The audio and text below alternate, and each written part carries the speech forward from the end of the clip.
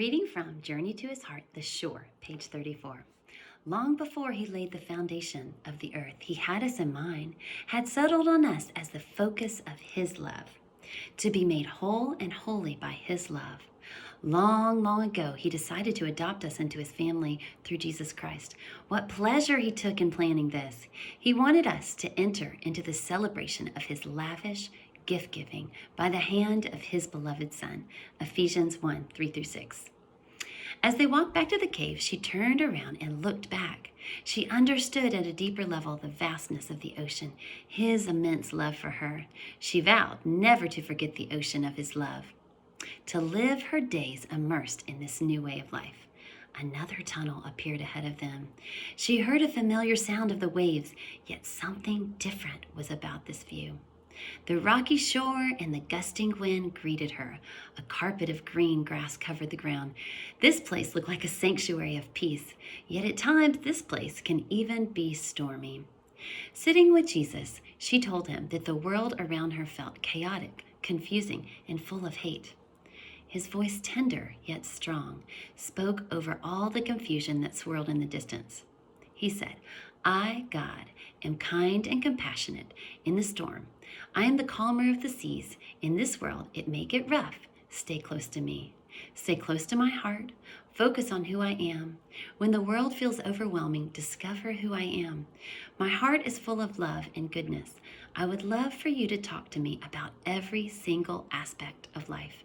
Decisions, relationships, fears, longing, successes, celebrations. Realizing this meant resisting the temptation to worry and try to figure out life on her own, she decided to invite Jesus into all the aspects of life. Every moment, every relationship, every worry, every fear, every thought, every dream, every sadness, every need. Inviting Jesus into everything meant stopping to face how she was feeling, what she wrestled with, what she needed, what hurts she was facing, what her longings were, what she feared about the future, what occupied her mind. Realness with herself and God was not always easy. Facing her thoughts, feelings, apprehension is not always a fun place. It takes being willing to soul search. Freedom is found inviting Jesus into all things. With a journal in hand, she began writing her thoughts. She asked herself, what do I think about? What conversations do I rehearse in my mind? What am I fearing in a relationship or situation? What are my longings? What are my hopes? What are my dreams? When does my heart feel as if it's been overlooked? The shore was different from the ocean. This is where she learned to hear from God's heart as she lived in the realization of the ocean of his love. When Jesus started his ministry on earth, he asked his disciples to come. This is what he asked of her, to come, to sit, to read his words, to be real, to talk to him, to invite him into everything. On the shore, all of the thoughts that consumed her seemed to disappear. In this place, real life in him is so clear.